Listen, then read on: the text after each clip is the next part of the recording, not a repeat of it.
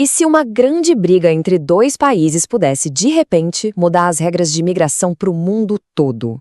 Pois é, em 2026 os Estados Unidos implementaram uma das maiores restrições de viagem da sua história. Mas para a gente entender como se chegou nesse ponto, a gente precisa voltar um ano para uma crise diplomática bem tensa que envolveu tarifas, sanções pesadas e que, no fim das contas, parece ter servido de teste para uma nova política global. Para a gente ter uma ideia do tamanho do impacto, vamos começar olhando o quadro geral. Chega ao final de 2025 e, de repente, o governo americano anuncia essa medida, uma das maiores restrições de viagem da história recente do país. Não era algo pequeno, não. Dezenas de países de vários continentes foram pegos de surpresa por essa mudança drástica. Então, a partir de janeiro de 2026, a nova regra entrou em vigor. Ela basicamente suspendia alguns tipos de vistos para cidadãos de 75 países. A escala era algo nunca visto antes. E, claro, pegou todo mundo de surpresa. Mas o pulo do gato, como sempre, está nos detalhes. E aqui está o ponto crucial para a gente entender o que aconteceu. A medida não afetou turistas, estudantes ou gente viajando a negócios. O foco era bem específico. A suspensão atingiu em cheio os vistos de imigrante, ou seja, aqueles vistos para pessoas que estavam buscando residência permanente nos Estados Unidos, o famoso Green Card.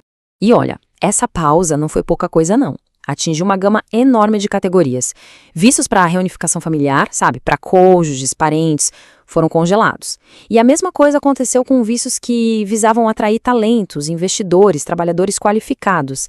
Dá para imaginar que milhares de vidas e planos foram impactados diretamente. Tá, mas qual foi a justificativa oficial para uma medida tão drástica? Bom, foi a aplicação mais rigorosa de uma regra bem antiga, a chamada regra de encargo público. A ideia por trás dela é impedir a entrada de imigrantes que possam, no futuro, depender de ajuda do governo. Essa regra não é nova, mas o jeito que ela foi usada aqui, como base para essa fiscalização em massa, isso sim foi inédito. Só que essa política não surgiu do nada, né?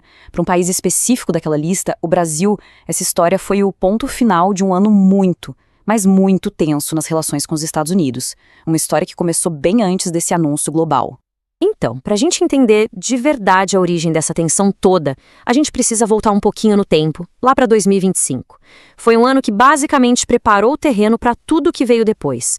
A escalada do conflito ao longo de 2025 foi, assim, impressionante. Em questão de meses, o que começou como uma disputa comercial, com imposição de tarifas, virou uma crise diplomática profunda, com sanções diretas contra autoridades brasileiras e acusações de interferência política. Foi bem rápido e bem intenso. O conflito já não era só sobre comércio, entende? A coisa ficou pessoal, ficou política, com os líderes dos dois países trocando declarações públicas bem fortes. O presidente americano, por exemplo, deixou a posição dele bem clara numa carta pública a um aliado político, o ex-presidente Bolsonaro. Ele ligou diretamente à política de tarifas, ao que ele considerava um tratamento injusto. A resposta do governo brasileiro, claro, veio no mesmo tom. Foi igualmente forte, afirmando a soberania do país e prometendo retaliar. Basicamente, um recado de que o Brasil não ia recuar diante da pressão. Aí a disputa subiu mais um degrau. Os Estados Unidos usaram uma das suas ferramentas financeiras mais poderosas, a Lei Magnitsky, para sancionar pessoalmente um ministro do Supremo Tribunal Federal brasileiro, o Alexandre de Moraes. A briga deixou de ser só comercial e passou a mirar diretamente uma das mais altas autoridades do judiciário do Brasil. Mas, apesar dessa retórica super acalorada e das ações bem drásticas, nos bastidores, um caminho para resolver a situação começou a se formar. A diplomacia começou a trabalhar para tentar normalizar as relações. E a solução veio seguindo o manual da diplomacia clássica. Começou com telefonemas diretos entre os presidentes, depois vieram reuniões de alto nível entre os diplomatas e, por fim, uma cúpula presencial. Foram esses os passos que finalmente levaram à reversão de todas aquelas medidas. E pronto. Parecia que as relações tinham voltado aos eixos, né? Fim das tarifas, fim das sanções, tudo resolvido. Mas, na verdade, um capítulo totalmente novo estava prestes a começar.